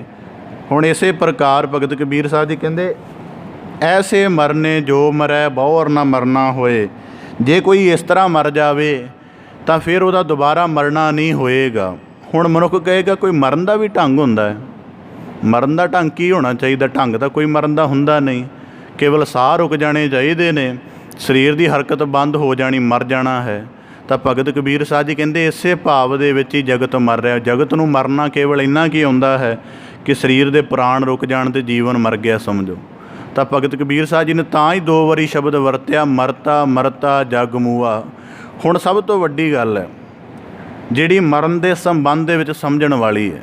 ਵੈਸੇ ਤਾਂ ਇੱਕ ਸਨਾਤਨ ਮੱਤ ਦੇ ਵਿੱਚ ਕਠੋ ਉਪਨਿਸ਼ਦ ਮਿਲਦਾ, ਜ਼ਰੂਰ ਪੜ੍ਹਨਾ ਚਾਹੀਦਾ ਕਿ ਮੌਤ ਦੇ ਸੰਬੰਧ 'ਚ ਬੰਦੇ ਕੋਲ ਕਿਹੜਾ ਗਿਆਨ ਹੋਣਾ ਚਾਹੀਦਾ। ਹੈਰਾਨਗੀ ਦੀ ਗੱਲ ਇਹ ਹੈ, ਉਹ ਉਪਨਿਸ਼ਦ ਇੱਕ ਬੱਚੇ ਨੂੰ ਸੁਣਾਇਆ ਗਿਆ ਸੀ। ਇੱਕ ਬੱਚੇ ਦਾ ਕੁਐਸਚਨ ਸੀ ਕਿ ਉਹਦਾ ਨਾਂ ਸੀ ਨਚਿਕੇਤਾ। ਉਹਨੇ ਪ੍ਰਸ਼ਨ ਕੀਤਾ ਸੀ ਜਮਰਾਜ ਨੂੰ ਕਿ ਮੌਤ ਕੀ ਹੁੰਦੀ ਹੈ, ਮੌਤ ਦਾ ਖਤਰਾ ਕੀ ਹੁੰਦਾ ਹੈ। ਉਸ ਬੱਚੇ ਨੂੰ ਉਪਨਿਸ਼ਦ ਸੁਣਾਇਆ ਗਿਆ ਸੀ। ਉਹਦੇ ਵਿੱਚ ਜ਼ਿਕਰ ਆਉਂਦਾ ਕਿ ਬੰਦਾ ਮਰਨ ਤੋਂ ਪਹਿਲਾਂ ਕਈ ਵਾਰੀ ਮਰਦਾ ਹੈ, ਜਾਂ ਜਦੋਂ ਮਰਦਾ ਹੈ ਤਾਂ ਉਹ ਕਿੰਨੀਆਂ ਮੌਤਾਂ ਇਕੱਠੀਆਂ ਲੈ ਕੇ ਮਰਦਾ। ਇੱਕ ਪ੍ਰਸ਼ਨ ਉਹਦੇ ਵਿੱਚ ਇਸ ਤਰ੍ਹਾਂ ਦਾ ਹੁੰਦਾ। ਉਦਾਹਰਨ ਦੇ ਤੌਰ 'ਤੇ ਸਰਲ ਤਰੀਕੇ ਨਾਲ ਗੱਲ ਸਮਝਾ ਦੇਵਾਂ ਕਿਉਂਕਿ ਸੰਸਕ੍ਰਿਤ ਵਿੱਚ ਹੈ। ਉਹ ਇਸ ਤਰ੍ਹਾਂ ਹੈ ਗੱਲ ਕਿ ਸਾਨੂੰ ਮਰਨ ਦਾ ਇੱਕ ਪੱਖ ਤਾਂ ਇਹ ਪਤਾ ਹੈ ਕਿ ਸਾਡੇ ਪ੍ਰਾਣ ਰੁਕਣਗੇ, ਸਾਡੇ ਦਿਲ ਦੀ ਹਰਕਤ ਬੰਦ ਹੋਏਗੀ, ਸਾਰਾ ਕੁਝ ਬਿਲਕੁਲ ਬੰਦ ਹੋ ਜਾਏਗਾ। ਪਰ ਮਰਨ ਦਾ ਇੱਕ ਦੂਜਾ ਜਿਹੜਾ ਪੱਖ ਕਠੋ ਉਪਨਿਸ਼ਦ ਕਹਿੰਦਾ ਇਹ ਸੋਚਣਾ ਕਿ ਜਦੋਂ ਜੀਵਨ ਪੈਦਾ ਹੋਇਆ ਸੀ ਕਿਹੜੀਆਂ ਚੀਜ਼ਾਂ ਦਾ ਆਕਰਸ਼ਣ ਸੀ, ਅਤੇ ਜਦੋਂ ਮਰ ਰਹੇ ਹਾਂ ਉਦੋਂ ਕਿੰਨੀਆਂ ਚੀਜ਼ਾਂ ਦਾ ਸਾਡੇ ਚਿੱਤ ਦੇ ਵਿੱਚ ਆਕਰਸ਼ਣ ਹੈ। ਇਹਦਾ ਮਤਲਬ ਜਦੋਂ ਇਸ ਗੱਲ ਦੀ ਕਹਿੰਦਾ ਆਤਮ ਗਿਆਨ ਸਹਿਤ ਵਿਚਾਰ ਕਰੋਗੇ ਅਤੇ ਇਸ ਨਿਰਣੇ 'ਤੇ ਪੁੱਜੋਗੇ ਕਿ ਜਾਂ ਪਰਿਵਾਰ ਦੀ ਵਾਸਨਾ ਦੇ ਵਿੱਚ, ਜਾਂ ਪਦਾਰਥ ਦੀ ਵਾਸਨਾ ਦੇ ਵਿੱਚ, ਜਾਂ ਕਾਇਆ ਦੀ ਵਾਸਨਾ ਵਿੱਚ, ਜਾਂ ਵਿਕਾਰਾਂ ਦੀ ਵਾਸਨਾ ਦੇ ਵਿੱਚ ਮਰ ਰਹੇ ਹਾਂ। ਇਸ ਕਰਕੇ ਕਹਿੰਦਾ ਸਾਡਾ ਮਰਨਾ 2 ਪ੍ਰਕਾਰ ਦਾ ਹੈ। ਤੀਜਾ ਉਹਨੇ ਕਿਹਾ ਕਿ ਕਹਿੰਦਾ ਜਿਹੜਾ ਤੀਜਾ ਬੰਦਾ ਹੈ ਜਦੋਂ ਉਹ ਵਾਸਨਾ ਤੋਂ ਥੋੜ੍ਹਾ ਜਿਹਾ ਸੁਚੇਤ ਹੋ ਜਾਏ ਅਤੇ ਉਹਦਾ ਜਿਹੜਾ ਮਰਨਾ ਹੈ ਉਹ ਚਿੰਤਾ ਵਿੱਚ ਹੁੰਦਾ ਕਿ ਮੈਂ ਆਖਰ ਇਹਨਾਂ ਗੁਨਾਹਾਂ ਦੀ ਰਾਸ ਲੈ ਕੇ ਮਰਾਂਗਾ। ਕਹਿੰਦੇ ਇਸ ਕਰਕੇ ਉਹਦਾ ਮਰਨਾ 3 ਪ੍ਰਕਾਰ ਦਾ ਹੁੰਦਾ ਹੈ ਕਿ ਸਰੀਰਕ ਜੀਵਨ ਵੀ, ਹੁਣ ਮਰਨ ਦਾ ਅਰਥ ਇਕੱਲਾ ਸਰੀਰਕ ਜੀਵਨ ਖਤਮ ਹੋਣ ਥੋੜ੍ਹਾ ਹੁੰਦਾ ਹੈ। ਮਰਨ ਦਾ ਅਰਥ ਹੈ ਜਿਹੜੀ ਸਾਡੀ ਸਿਮਰਤੀ ਚੱਲ ਰਹੀ ਹੈ, ਜਿਹੜਾ ਸਾਡਾ ਅੰਦਰੂਨੀ ਇੱਕ ਸੂਖਸ਼ਮ ਜੀਵਨ ਬਣਿਆ ਹੋਇਆ ਹੈ, ਉਹਦੇ ਵਿੱਚ ਕਿਹੜੇ ਕਿਹੜੇ ਭਾਵ ਨੇ। ਹੁਣ ਉਦਾਹਰਨ ਦੇ ਤੌਰ 'ਤੇ ਮਨੁੱਖ ਇਵੇਂ ਕਹਿ ਲਓ ਕਿ ਜਿਵੇਂ ਇੱਕ ਕੱਪੜਾ ਉੱਪਰ ਸਾਫ਼ ਪਾ ਲਏ, ਥੱਲੇ ਉਹ ਗੰਦਾ ਕੱਪੜਾ ਪਾਇਆ ਹੋਵੇ, ਅਤੇ ਉੱਪਰਲੇ ਸਾਫ਼ ਕੱਪੜੇ ਨਾਲ ਹੇਠਲੇ ਗੰਦੇ ਕੱਪੜੇ ਦੀ ਮੈਲ ਥੋੜ੍ਹਾ ਜਾਣ ਵਾਲੀ ਹੈ। ਉਹ ਤਾਂ ਉਹਨੂੰ ਲਾ ਕੇ ਦੋਵਾਂ ਦੀ ਉਤਾਰਨੀ ਪਏਗੀ। ਜਿਹੜੀ ਸਿਮਰਤੀ ਦੇ ਵਿੱਚ ਗੁਨਾਹਾਂ, ਅਵਗੁਣ, ਵਿਕਾਰ ਸੰਗ੍ਰਹਿਤ ਕੀਤੇ ਗਏ ਹਨ, ਕੀ ਉਹ ਸਰੀਰ ਦੇ ਬਾਹਰੀ ਕੱਪੜੇ ਦੇ ਮਰਨ ਦੇ ਨਾਲ ਵਿਨਸ ਜਾਣਗੇ? ਨਹੀਂ ਵਿਨਸਣਗੇ, ਕਿਉਂਕਿ ਉਸ ਤਰ੍ਹਾਂ ਹੀ ਬਣੇ ਰਹਿਣਗੇ। ਉਹਨਾਂ ਨੂੰ ਜਿਉਂਦਿਆਂ ਮਰਨ ਦਾ ਹੁਨਰ ਜਾਣਾ ਚਾਹੀਦਾ ਸੀ। ਤਾਂ ਭਗਤ ਕਬੀਰ ਸਾਹਿਬ ਜੀ ਕਹਿੰਦੇ ਮਰਤਾ ਮਰਤਾ ਕੋਈ ਵਾਸਨਾ 'ਚ ਮਰ ਰਿਹਾ। ਹੁਣ ਇਸ ਕਰਕੇ ਹੁਣ ਅਸੀਂ ਸਾਰੇ ਸ਼ਮਸ਼ਾਨ ਘਾਟ 'ਚ ਜਾਂਦੇ ਹਾਂ, ਕੋਈ ਉੱਥੇ ਚਿੰਤਨ ਨਹੀਂ ਹੈ। ਸਾਡੀ ਸਾਰੀ ਪੰਜਾਬ ਦੀ ਧਰਤੀ ਇੰਨੀ ਰੂੜ ਹੋ ਗਈ ਹੈ ਕਿ ਕਿਸੇ ਚੀਜ਼ ਦਾ ਕੋਈ ਅਰਥ ਨਹੀਂ ਬਚਿਆ। ਸਾਡਾ ਆਨੰਦ ਕਾਰਜ ਹੈ, ਉਹਦੇ ਵਿੱਚ ਹਾਲਾ ਹਾਲਾ ਹੋਈ ਪਈ ਹੈ। ਸਾਡੇ ਗੁਰੂ ਘਰਾਂ ਦੇ ਮਾਹੌਲ ਨੇ, ਉਹਨਾਂ ਦੇ ਵਿੱਚ ਚਰਚਾ ਵੀ ਬੜੀ ਸਤਹੀ ਕਿਸਮ ਦੀ ਰਾਜਨੀਤਿਕ ਟਾਈਪ ਦੀ ਹੋਣ ਲੱਗ ਪਈ ਹੈ। ਸਾਡੇ ਵਿਆਹ ਸਮਾਗਮ ਨੇ, ਸਾਡਾ ਅੰਤਿਮ ਸੰਸਕਾਰ ਹੈ, ਕੋਈ ਵੀ ਕਿਰਿਆ ਸਾਡੀ ਸੀਰੀਅਸ ਵਿੱਚ ਨਹੀਂ ਹੈ। ਨਹੀਂ ਤਾਂ ਸ਼ਮਸ਼ਾਨ ਦਾ ਜੀਵਨ ਇੰਨਾ ਸੀਰੀਅਸ ਹੋਣਾ ਚਾਹੀਦਾ ਕਿ ਬੰਦਾ ਸੋਚੇ। ਹੁਣ ਕਈ ਵਾਰੀ ਦੇਖੀਦਾ ਨਿਰਣੇ ਕੱਢੀਦੇ ਨੇ, ਕਈ ਬੰਦੇ ਸੰਸਾਰ ਤੋਂ ਰੁਖਸ ਹੋ ਜਾਂਦੇ ਨੇ, ਜਾਈਦਾ ਉਹਨਾਂ ਦੇ ਮਗਰ ਸ਼ਮਸ਼ਾਨ ਘਾਟ ਦੇ ਵਿੱਚ। ਤਾਂ ਉੱਥੇ ਹਰੇਕ ਬੰਦੇ ਕੋਲੋਂ ਕਈ ਵਾਰੀ ਕੁਝ ਐਸੇ ਸੰਬੰਧ ਦੇ ਵਿੱਚ ਕਈਆਂ ਦੇ ਬਾਰੇ ਬੜਾ ਬੁਰਾ ਜ਼ਿਕਰ ਸੁਣਨ ਨੂੰ ਮਿਲਦਾ, ਕਈਆਂ ਦਾ ਬੜਾ ਚੰਗਾ ਮਿਲਦਾ ਹੈ। ਪਰ ਉਹਨਾਂ ਚੰਗੇ ਦੇ ਵਿੱਚੋਂ ਵੀ ਕਈ ਵਾਰੀ ਜਿਵੇਂ ਇੱਕ ਦਫਾ ਕਿਤੇ ਗਏ ਤਾਂ ਬਹੁਤ ਜ਼ਿਕਰ ਹੋਵੇ ਜਿਹਦੇ ਕੋਲ ਕਹਿੰਦਾ ਬੰਦਾ ਬੜਾ ਚੰਗਾ ਸੀ। ਇਹਦਾ ਮਤਲਬ ਹੈ ਜਿਹਦੇ ਬਹੁਤ ਜ਼ਿਆਦਾ ਚੰਗੇ ਹੋਣ ਦਾ ਜ਼ਿਕਰ ਹੋ ਰਿਹਾ ਹੈ, ਜਾਂ ਤਾਂ ਉਹ ਸੰਤ ਹੋਏਗਾ ਕਿ ਉਹਦੇ ਅੰਦਰ ਦਇਆ ਬਹੁਤ ਵੱਡੀ ਸੀ, ਜਾਂ ਫਿਰ ਉਹ ਬੜਾ ਤਗੜਾ ਸੰਸਾਰੀ ਹੋਏਗਾ ਕਿ ਸੰਸਾਰ ਦੇ ਹਰੇਕ ਬੰਦੇ ਨੂੰ ਉਹਦੇ ਲੋਭ ਕਰਕੇ, ਸਵਾਰਥ ਕਰਕੇ ਸੰਤੁਸ਼ਟ ਕਰਦਾ ਰਿਹਾ ਅਤੇ ਅੱਜ ਸਾਰੇ ਉਹਨੂੰ ਚੰਗਾ ਕਹਿ ਰਹੇ ਨੇ। ਇਹਦਾ ਮਤਲਬ ਇਹ ਸੰਸਾਰ ਦੇ ਤਲ 'ਤੇ ਹੀ ਮਰਿਆ। ਹੁਣ ਇਸੇ ਪ੍ਰਕਾਰ ਬੰਦਾ ਵਾਸਨਾ ਦੇ ਤਲ 'ਤੇ ਵੀ ਮਰਿਆ ਹੋ ਸਕਦਾ ਹੈ। ਹੁਣ ਇਸੇ ਕਰਕੇ ਸੰਗਤ ਰੋਜ਼ਾਨਾ ਦੀ ਇਹ ਪ੍ਰਸ਼ਨ ਪੈਦਾ ਕਰਦੀ। ਅੱਜ ਸਾਨੂੰ ਪਤਾ ਲੱਗ ਜਾਣਾ ਚਾਹੀਦਾ ਕਿ ਜੇ ਮੰਨ ਲਓ ਕੱਲ੍ਹ ਨੂੰ ਜਾਂ ਥੋੜ੍ਹੇ ਦਿਨਾਂ ਬਾਅਦ ਸਾਡਾ ਜੀਵਨ ਵਿਨਸੇ ਤਾਂ ਕਿਹੜੇ ਭਾਵ ਵਿੱਚ ਵਿਨਸੇਗਾ। ਵੀ ਵਾਸਨਾ ਵਿੱਚ ਖਤਮ ਹੋ ਜਾਵਾਂਗੇ, ਚਿੰਤਾ ਵਿੱਚ ਖਤਮ ਹੋ ਜਾਵਾਂਗੇ, ਜਾਂ ਕਿਸੇ ਹੋਰ ਭਾਵ ਦੇ ਵਿੱਚ। ਜੇ ਇੰਨਾ ਮਨੁੱਖ ਜਾਗਿਆ ਹੋਵੇਗਾ, ਇੰਨਾ ਜ਼ਿਆਦਾ ਮਨੁੱਖ ਜਾਗਿਆ ਸਤਸੰਗੀ ਹੀ ਹੋ ਸਕਦਾ ਹੈ, ਦੂਜਾ ਮਨੁੱਖ ਨਹੀਂ ਜਾਗ ਸਕਦਾ। ਜਿਵੇਂ ਠੀਕ ਹੈ ਕਿ ਜਦੋਂ ਮੌਤ ਦਾ ਸਮਾਂ ਆਉਣਾ ਉਹ ਤਾਂ ਠੀਕ ਹੈ, ਪਰ ਸਾਨੂੰ ਪਤਾ ਤਾਂ ਹੋਵੇ ਕਿ ਸਰੀਰ ਦਾ ਮਰਨਾ ਤਾਂ ਨਿਸ਼ਚਿਤ ਹੈ। ਪਰ ਉਸ ਤੋਂ ਪਹਿਲਾਂ ਜਿਹੜਾ ਸਾਡਾ ਵਾਸਨਾ, ਮੋਹ, ਆਕਰਸ਼ਣ ਜਾਂ ਚਿੰਤਾ ਜਾਂ ਇਸੇ ਪ੍ਰਕਾਰ ਅਗਿਆਨ, ਇਹਨਾਂ ਦੇ ਵਿੱਚੋਂ ਕਿਹਦੇ ਵਿੱਚ ਸਾਡਾ ਇੱਕ ਹੋਰ ਮਰਨਾ ਹੋਏਗਾ। ਤਾਂ ਭਗਤ ਕਬੀਰ ਸਾਹਿਬ ਜੀ ਕਹਿੰਦੇ ਜਿਨ੍ਹਾਂ ਨੂੰ ਇਹ ਨਹੀਂ ਭਾਵ ਆਉਂਦਾ ਉਹ ਸਰੀਰਕ ਤਲ 'ਤੇ ਮਰ ਰਹੇ ਨੇ। ਮਰ ਭੀ ਨਾ ਜਾਣਿਆ ਕੋਏ। ਇਹ ਮਰਨਾ ਕਿੱਡੀ ਕੁ ਵੱਡੀ ਗੱਲ ਹੈ ਕਿ ਜਿਹੜਾ ਅਸੀਂ ਕੁਦਰਤੀ ਮਰਦੇ ਹਾਂ। ਅਸਲ ਮਰਨਾ ਤਾਂ ਭਗਤ ਕਬੀਰ ਸਾਹਿਬ ਜੀ ਉਹ ਕਹਿੰਦੇ ਐਸੇ ਮਰਨੈ ਜੋ ਮਰੈ ਬਹੁਰ ਨ ਮਰਨਾ ਹੋਏ। ਹੁਣ ਐਸੇ ਮਰਨੇ ਦਾ ਭਾਵ ਕੀ ਹੈ ਕਿ ਜੀਵਨ ਦੀ ਜਿਹੜੀ ਸਿਮਰਤੀ ਹੈ ਬਿਲਕੁਲ ਸ਼ੁੱਧ ਰਹੇ। ਜੀਵਨ ਦੇ ਵਿੱਚ ਜਿਹੜੇ ਕਾਇਆ ਦੇ, ਪਦਾਰਥ ਦੇ, ਹਉ ਦੇ, ਵਿਕਾਰਾਂ ਦੇ ਬੰਧਨ ਬਣੇ ਹਨ। ਗੁਰਬਾਣੀ 'ਚ ਨਾ ਵਾਕ ਆਉਂਦਾ, ਭਗਤ ਕਬੀਰ ਸਾਹਿਬ ਜੀ ਕਹਿੰਦੇ ਕਹਿਤ ਕਬੀਰਾ ਜੋ ਹਰ ਧਿਆਵੈ ਜੀਵਤ ਬੰਧਨ ਤੋਰੇ। ਕਿ ਜਿਹੜਾ ਜਿਉਂਦਿਆਂ ਸਾਰੇ ਬੰਧਨਾਂ ਤੋਂ ਮੁਕਤ ਹੋ ਜਾਂਦਾ ਹੈ ਅਤੇ ਫਿਰ ਉਹਨੂੰ ਜਦੋਂ ਸਾਰੇ ਬੰਧਨਾਂ ਤੋਂ ਛੁੱਟ ਗਿਆ, ਫਿਰ ਉਹਨੂੰ ਅਕਾਲ ਪੁਰਖ ਦੇ ਹੁਕਮੀ ਨੇਮ ਵਿੱਚ ਕਿਹਾ ਜਾਂਦਾ ਕਿ ਤੈਨੂੰ ਸਰੀਰ ਵੀ ਛੱਡਣਾ ਪਏਗਾ। ਤਾਂ ਉਹ ਕਹਿੰਦਾ ਕੋਈ ਗੱਲ ਨਹੀਂ, ਜਦੋਂ ਬਾਕੀ ਸਾਰੇ ਬੰਧਨਾਂ ਤੋਂ ਰਹਿਤ ਹੋ ਗਏ ਹਾਂ ਅਤੇ ਆ ਕਾਇਆ ਦਾ ਬੰਧਨ ਕਿਉਂ ਹੰਡਾਈਏ, ਇਹ ਵੀ ਛੱਡਦੇ ਹਾਂ ਅਤੇ ਆਪਣੇ ਪਰਮ ਸਰੂਪ ਵਿੱਚ ਭੇਦ ਹੁੰਦੇ ਹਾਂ। ਤਾਂ ਭਗਤ ਕਬੀਰ ਸਾਹਿਬ ਜੀ ਕਹਿੰਦੇ ਐਸੇ ਮਰਨੇ ਜੋ ਮਰੈ ਬਹੁਰ ਨਾ ਮਰਨਾ ਹੋਏ। ਜਾਂ ਮਨੁੱਖ ਇਉਂ ਕਰਕੇ, ਜਾਂ ਗੁਰੂ ਸ਼ਬਦ ਦੇ ਪ੍ਰੇਮ ਵਿੱਚ ਪੈ ਕੇ, ਜਾਂ ਗੁਰੂ ਸ਼ਬਦ ਦੀ ਸਾਧਨਾ ਦੇ ਵਿੱਚ ਪੈ ਕੇ ਮਨੁੱਖ ਮਰੇ ਤਾਂ ਉਹਦਾ ਵੱਡਾ ਜੀਵਨ ਹੁੰਦਾ। ਤਾਂ ਭਗਤ ਕਬੀਰ ਸਾਹਿਬ ਜੀ ਕਹਿੰਦੇ ਐਸੇ ਮਰਨੈ ਜੋ ਮਰੈ। ਗੁਰਬਾਣੀ 'ਚ ਭਗਤ ਕਬੀਰ ਸਾਹਿਬ ਜੀ ਦੇ ਵਾਕ ਨੇ, ਸਹਿਜੈ ਮਰੈ ਅਮਰ ਹੋਏ ਸੋਈ। ਕਹਿੰਦੇ ਜਿਹੜਾ ਸਹਿਜ ਦੇ ਵਿੱਚ ਮਰਦਾ, ਸਹਿਜ ਵਿੱਚ ਮਰਨ ਦਾ ਭਾਵ ਕੀ ਹੈ ਕਿ ਉਹ ਰੋਜ਼ਾਨਾ ਸਤਸੰਗਤ ਦਾ ਕਰਮ ਕਰਕੇ ਆਪਣੀ ਚਿੱਤ ਸਿਮਰਤੀ ਨੂੰ ਸ਼ੁੱਧ ਕਰ ਲੈਂਦਾ ਹੈ। ਕਦੇ ਸੁਭਾਵਿਕ ਜਾ ਕੇ ਵਾਚਣਾ ਕਿ ਮਤਲਬ ਇਹ ਕੁਝ ਗੱਲਾਂ ਸ਼ਾਇਦ ਲੱਗਦਾ ਆਪ ਜੀ ਨੂੰ ਅਣਉਚਿਤ ਲੱਗਣ, ਪਰ ਇਹ ਅੱਜ ਜਾ ਕੇ ਇਸ ਪ੍ਰੋਸੈਸ ਦੇ ਵਿੱਚ ਥੋੜ੍ਹਾ ਜਿਹਾ ਸੋਚਣਾ ਕਿ ਜੇ ਮੰਨ ਲਾ ਅੱਜ ਦੁਪਹਿਰ ਦੇ ਵਿੱਚ ਜੀਵਨ ਵਿਨਸ ਜਾਵੇ ਤਾਂ ਮੇਰਾ ਆਖਰੀ ਖਿਆਲ ਕਿਹੋ ਜਿਹਾ ਰਹੇਗਾ, ਕਿਹੜਾ ਰਹੇਗਾ। ਇਹ ਗੱਲ ਖਿਆਲ ਦਾ ਨਿਰਣਾ ਜੇ ਹੋ ਗਿਆ ਤਾਂ ਸਮਝ ਲਓ ਕਿ ਐਸੇ ਮਰਨੇ ਦੀ ਸੂਝ ਆ ਜਾਏਗੀ, ਨਹੀਂ ਤਾਂ ਕਥਾ ਸੁਣਨੀ ਹੀ ਰਹਿ ਜਾਏਗੀ। ਐਸੇ ਮਰਨੇ ਜੋ ਮਰੈ, ਐਸੇ ਮਰਨੇ ਦਾ ਭਾਵ ਕਿ ਆਪਣੇ ਕੁੱਲ ਮਾਇਆਵੀ ਬੰਧਨਾਂ ਤੋਂ ਮੁਕਤ ਹੋ ਕੇ ਆਪਣੇ ਆਤਮ ਸਰੂਪ ਦੇ ਨਾਲ ਅਭੇਦ ਹੋ ਜਾਣਾ ਅਤੇ ਫਿਰ ਉਹਦੇ ਵਿੱਚੋਂ ਜੀਵਨ ਦਾ ਜਿਹੜਾ ਜਾਗਿਆ ਹੋਇਆ ਜੀਵਨ ਜਿਉਣਾ। ਤਾਂ ਉਸ ਭਗਤ ਕਬੀਰ ਸਾਹਿਬ ਜੀ ਕਹਿੰਦੇ ਹਉਂ ਦੀ ਮਿਟੀ ਹੋਈ ਇਸ ਹੋਂਦ ਨੂੰ ਠੀਕ ਮਰਨਾ ਕਿਹਾ ਜਾਂਦਾ ਹੈ। ਨਹੀਂ, ਕਿਉਂਕਿ ਸੰਸਾਰ ਦੇ ਲਈ ਮਰਨਾ ਅੰਤ ਹੋ ਜਾਂਦਾ ਹੈ, ਪਰ ਭਗਤ ਦੇ ਲਈ ਮਰਨਾ ਜਿਹੜਾ ਮਰਨਾ ਹੈ ਉਹ ਵੀ ਜੀਵਨ ਹੋ ਜਾਂਦਾ, ਕਿਉਂਕਿ ਉਹ ਸਾਰੇ ਬੰਧਨਾਂ ਤੋਂ ਮੁਕਤ ਹੋ ਚੁੱਕਾ ਹੁੰਦਾ। ਹੁਣ ਸੰਸਾਰੀ ਤੌਖਲੇ ਕਿਉਂ ਪੈਦਾ ਹੁੰਦੇ ਨੇ? ਕਠੋ ਉਪਨਿਸ਼ਦ ਦੇ ਵਿੱਚ ਇੱਕ ਗੱਲ ਕਹੀ ਗਈ ਹੈ, ਕਹਿੰਦੇ ਕਿ ਆਖਰ ਸਮੇਂ ਜਿਹੜਾ ਸੰਸਾਰੀ ਬੰਦਾ ਹੈ ਉਹ ਇੱਕ ਭੈ ਦੇ ਭਾਵ ਵਿੱਚ ਕਿਉਂ ਹੁੰਦਾ ਹੈ? ਕਿਉਂਕਿ ਜਿਹੜੀ ਸਿਮਰਤੀ ਹੈ ਉਹ ਅੰਤਿਮ ਸਮੇਂ ਉਹਦੇ ਸਾਹਮਣੇ ਖੁੱਲ੍ਹਣ ਲੱਗ ਪੈਂਦੀ ਹੈ। ਗੁਰਬਾਣੀ 'ਚ ਵਾਕ ਆਉਂਦਾ ਨਾ, ਆਜ ਕਾਲ ਖੁੱਲ੍ਹੈ ਤੇਰੀ ਗਾਂਠੁਲੀ, ਕਿ ਉਹਦੀ ਸਿਮਰਤੀ ਅੰਤਿਮ ਸਮੇਂ ਉਹਦੇ ਲਾਗੇ ਖੁੱਲ੍ਹਣ ਲੱਗ ਪੈਂਦੀ ਹੈ, ਫਿਰ ਉਹਨੂੰ ਭੈ ਬਣਨ ਲੱਗ ਪੈਂਦਾ। ਅਤੇ ਭਗਤ ਕਬੀਰ ਸਾਹਿਬ ਜੀ ਕਹਿੰਦੇ, ਇਸੇ ਪ੍ਰਕਾਰ ਐਸੇ ਮਰਨੈ ਜੋ ਮਰੈ, ਬੌਰ ਨਾ ਮਰਨਾ ਹੋਏ। ਸ਼ਬਦ ਦੇ ਵਿੱਚ ਜੁੜ ਕੇ ਆਪਣੇ ਸਾਰੇ ਬੰਧਨਾਂ ਦੀ ਮੈਲ ਨੂੰ, ਵਿਕਾਰਾਂ ਦੀ ਹੋਂਦ ਦੀ ਹੋਂਦ ਨੂੰ ਮਿਟ ਕੇ ਸੱਚ ਸਚਿਆਰ ਵਾਲਾ ਜੀਵਨ ਧਾਰਨ ਕਰਕੇ ਪਰਮ ਤੱਤ ਵਿੱਚ ਭੇਦ ਹੋ ਕੇ ਜੀਵਨ ਦੀ ਉੱਚਤਾ ਸਮਝੀ ਜਾ ਸਕਦੀ ਹੈ। ਫਿਰ ਜਿਹੜਾ ਮਰਨਾ ਹੈ ਉਹ ਪ੍ਰਵਾਨ ਹੈ। ਇਸ ਪ੍ਰਕਾਰ ਭਗਤ ਕਬੀਰ ਸਾਹਿਬ ਜੀ 3 ਸਲੋਕਾਂ ਦੁਆਰਾ ਸਾਨੂੰ ਬਖਸ਼ਿਸ਼ ਕਰਦੇ ਹਨ ਕਿ ਜੀਵਨ ਖਤਮ ਹੋਣ ਵਾਲਾ ਹੈ, ਧਨ ਸੰਪਦਾ ਦੇ ਸੰਚਣ ਵਿੱਚ ਨਾ ਪਈਏ, ਕੁਝ ਐਸਾ ਸੰਚੀਏ ਜਿਹੜਾ ਕਦੀ ਖਤਮ ਹੋਣ ਵਾਲਾ ਨਹੀਂ ਹੈ। ਜੀਵਨ ਸਮਾਪਤ ਹੋ ਜਾਏਗਾ, ਪਰ ਜੇ ਸਾਧ ਸੰਗਤ ਦਾ ਕਰਮ ਦ੍ਰਿੜ ਕਰ ਲਿਆ ਜਾਵੇ ਤਾਂ ਜੀਵਨ ਸਫਲ ਹੈ। ਸਰੀਰਕ ਤਲ 'ਤੇ ਮਰਨਾ ਸਾਰੇ ਜਾਣਦੇ ਨੇ, ਜਾਂ ਕੁਦਰਤੀ ਨਿਯਮ ਵਿੱਚ ਸਭ ਨੂੰ ਮਰਨਾ ਪੈਂਦਾ ਹੈ, ਪਰ ਜਿਹੜਾ ਆਤਮਿਕ ਜੀਵਨ ਦੇ ਵਿੱਚ ਜਾ ਕੇ ਗੁਰ ਸ਼ਬਦ ਦੇ ਅਭਿਆਸ ਨਾਲ ਮਰਦਾ ਹੈ, ਉਹਦਾ ਜੀਵਨ ਸਭ ਤੋਂ ਉੱਤਮ ਹੈ। ਭਗਤ ਕਬੀਰ ਸਾਹਿਬ ਦੀ ਕਿਰਪਾ ਕਰਨ, ਸਲੋਕਾਂ ਦੇ ਭਾਵ ਉਪਦੇਸ਼ ਸਾਡੇ ਸਾਰਿਆਂ ਦੇ ਹਿਰਦੇ ਅੰਦਰ ਵਸ ਜਾਣ ਜੀ। ਸਾਰਿਆਂ ਦਾ ਇੱਥੇ ਆਇਆ ਸਫਲਾ ਹੋਵੇ ਜੀ। ਪਾਵਨ ਲੜੀਵਾਰ ਸਲੋਕਾਂ ਦੀ ਕਥਾ ਵਿਚਾਰ ਦੀ ਆਪ ਜੀ ਦੇ ਨਾਲ ਸਾਂਝ ਪਾਉਂਦਿਆਂ ਹੋਈਆਂ ਬੇਅੰਤ ਭੁੱਲਾਂ ਦੀ ਖਿਮਾ ਜਾਚਨਾ ਜੀ। ਬੜੇ ਅਦਬ ਸਹਿਤ ਗੱਜ ਕੇ ਫਤਿਹ ਅਰਜ਼ ਕਰੋ ਜੀ। ਵਾਹਿਗੁਰੂ ਜੀ ਕਾ ਖਾਲਸਾ, ਵਾਹਿਗੁਰੂ ਜੀ ਕੀ ਫਤਿਹ।